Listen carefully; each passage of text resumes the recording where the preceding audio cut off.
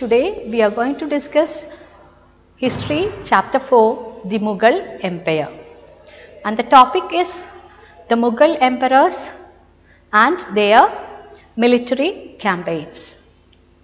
Children, you have already learnt about the Indian subcontinent in the first chapter, and you have studied that Indian subcontinent was very huge and it has a diverse society.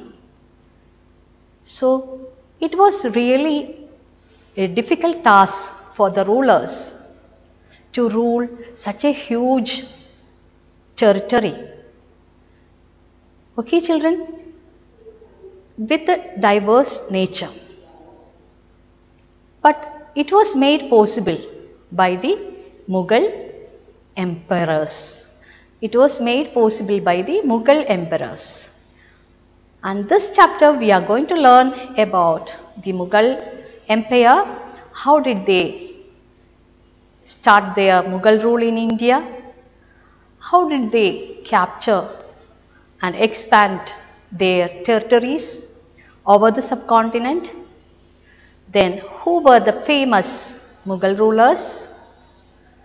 Then what were the difficulties that they faced during their reign? And then the last we will study about the reasons behind the decline of the Mughal rule. Okay, now let us begin the chapter. Okay, the Mughal Empire. Children, the Mughal Empire, the period of Mughal Empire from 16th century to 17th century. They gained control over almost the whole subcontinent. You can see here, they gained the control, authority almost over the subcontinent, and they started their reign from later half of the 16th century till the 17th century. Okay, it is more than 150 years of rule. Am I clear, children? Yes. Now,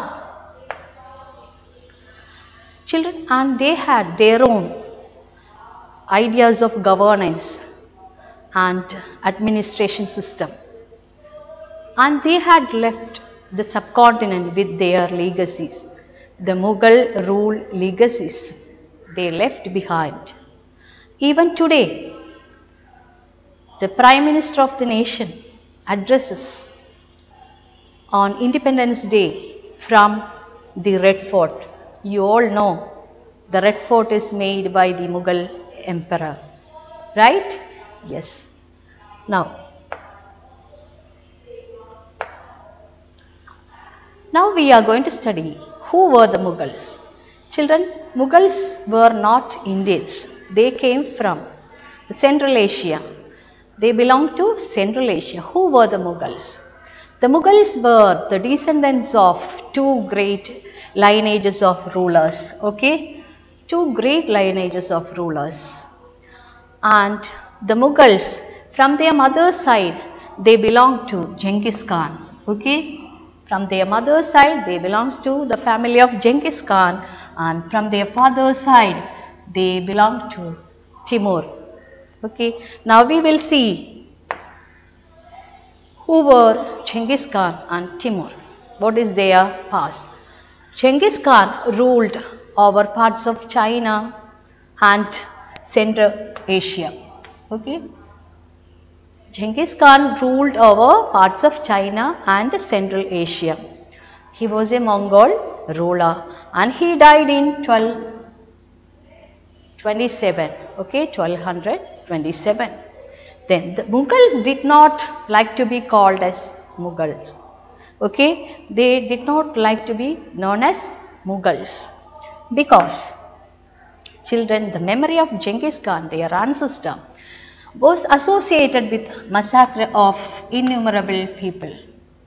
He had killed thousands and thousands of people. So the Mughals did not like to be called as the Mughal. Okay, now, and they were also They were also against the Uzbeks. Uzbeks was their enemies, Mongol enemies. So they did not like the Uzbeks also. Okay. Now, what about their father's ancestry? Timur. Timur was the ruler of Iran, Iraq and the modern day Turkey. And he died in 1404. Then he had captured Delhi in 1398. Okay, Timur was the ruler of Iran, Iraq and modern day Turkey.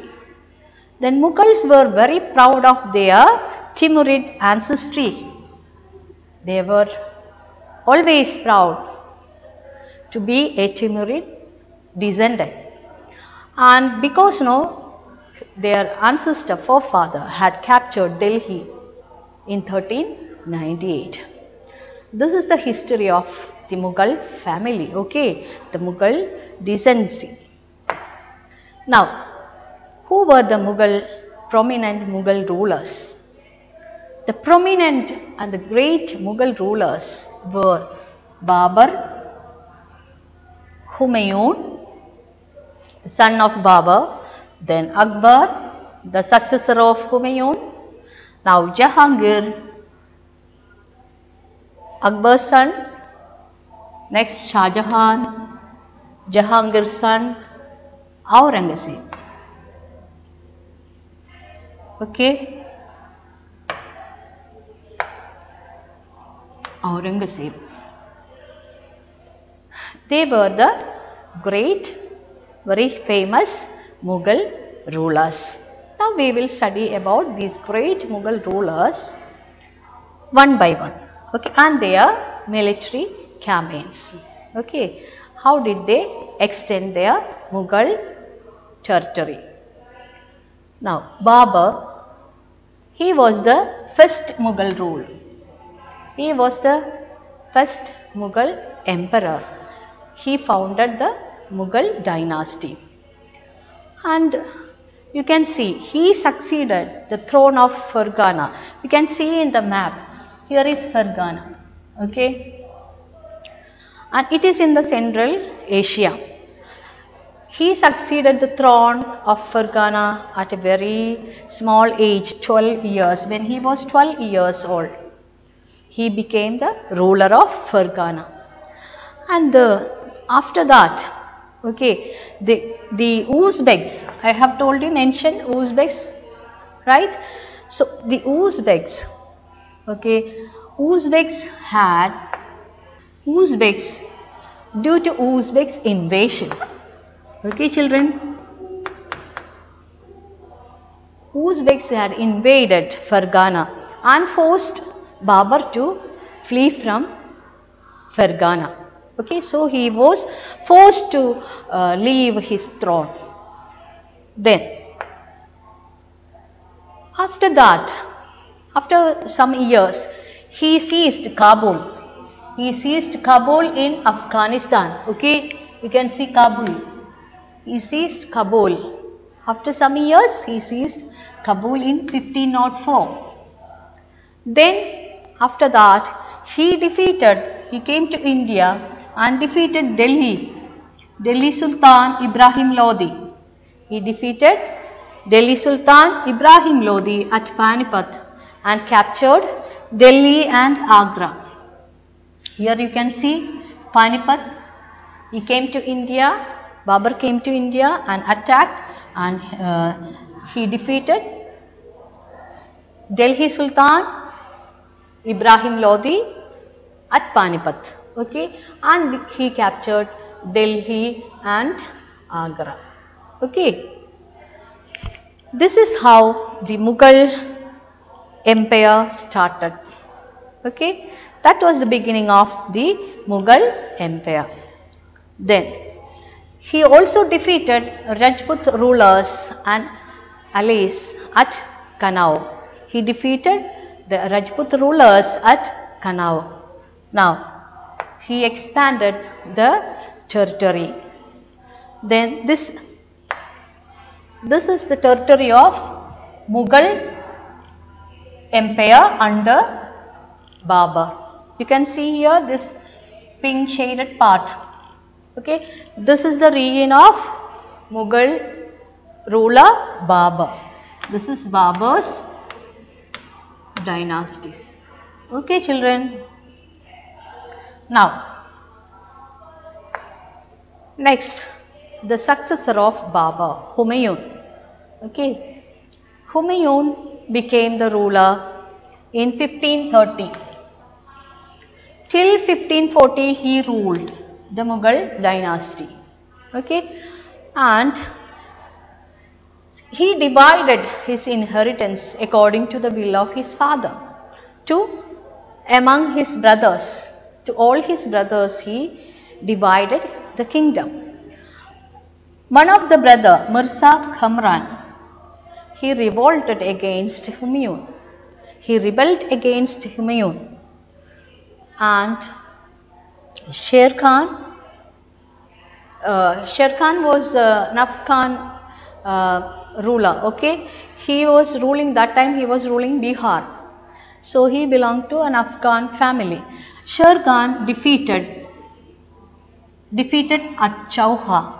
Sher Khan defeated Humayun at Chauza and Kanauj. And at the same time, there was a rebellion from the side of his own brother Mirza Kamran. He had to face many problems that time. Then he fled to Iran and received help from Safavid Shah. So he was defeated by Sher Khan and he was forced to leave his kingdom and he fled to Iran and he sought the help from Safavid Shah of Iran. Then, and after that he sought the help from Safavid Shah. Then he came back in 1540. Sher Khan defeated Humayun and he left his reign and he fled to Iran. Then he came back in 1555. Again he came back to India in 1555 and he recaptured Delhi in 1555. Then for 1 year, 1555 to 1556, that is 1 year, he ruled the Mughal Empire. But unfortunately, the next year he had an accident fall and he died from he fell from the libraries building and he died in 1556. Okay, next, Akbar, the great Mughal emperor. He was known as Akbar the Great. Okay, Akbar became emperor when he was 13 years, right? Because his father was died, and soon after his father's death, he became the ruler. He became the emperor. Akbar became the emperor at an age of 13 years. So, Bairam Khan was the regent of the reign. Okay, Bairam Khan was the guardian of Akbar. Now, the campaigns launched against that time, initial period of Akbar, with the help of Bairam Khan, he launched campaigns against Afghan, Suris, Malwa and Gondwana. And we can divide the reign of Akbar is divided into 3 periods. Okay, the 3 periods. Akbar's reign can be divided into 3 periods. That is from 1556 to 1570. With the help of Bairam Khan, he launched military campaigns to Suris, Afghans, Malwas, neighboring kingdoms in India, Malwa and Gondwana. Okay, so Suris and Afghans are neighboring countries, neighboring kingdoms of the subcontinent. Then he suppressed. At the same time, he had to face a rebellion from Mirza Hakim. Mirza Hakim, he was his half brother, Mirza Hakim, and Mirza Hakim rebelled against Akbar, but he could suppress the rebellion of Mirza Hakim, and he seized Chittoor. Chittoor from the Sisodiya rulers of that time, he seized Chittoor. Then again military campaigns. The next period is 1570 to 1585. During this period, military campaigns were sent to Gujarat, Bengal, Bihar and Orissa. Okay. Then this is the period when Akbar sent military troops to Gujarat, Bengal, Bihar and Orissa. Okay children. Now the third period, starting from 1585 to 1605. This is the period we can say the Mughal Empire has expanded. Okay, the Mughal Empire has expanded to its limit. Okay, the extreme limit. So you can see this is the area, this is the territory under the Akbar's reign. You can see the pink color regions. This all comes under the Akbar's reign. An expansion of Akbar's empire during this 1585 to 1605. Kandahar is in Afghanistan. Kandahar was seized. Then Kashmir in the north, okay, extreme north of India. Kashmir was annexed. Then he captured Kabul in Afghanistan. He also captured Kabul. Then parts of Deccan also annexed. You can see parts of Deccan also annexed by Ahmednagar and all. He annexed by Akbar. So Akbar's reign was great. Okay, he expanded his empire from Kandahar to the Deccan. Okay.